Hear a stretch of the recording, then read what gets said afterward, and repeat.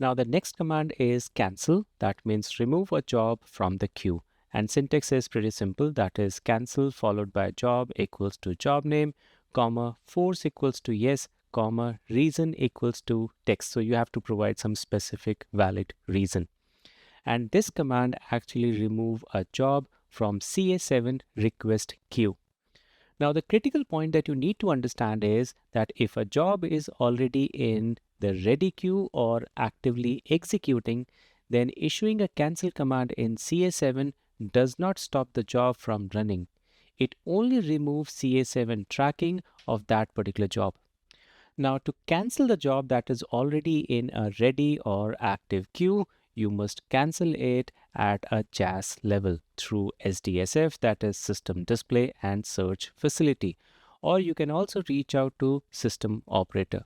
The CA7 cancel command is for the request queue only, and you should always supply a reason when canceling. This creates an audit trail in the run log, which is very important in the post-incident review, right? So in case if you want to see why this job was cancelled, you can very well check in the run log.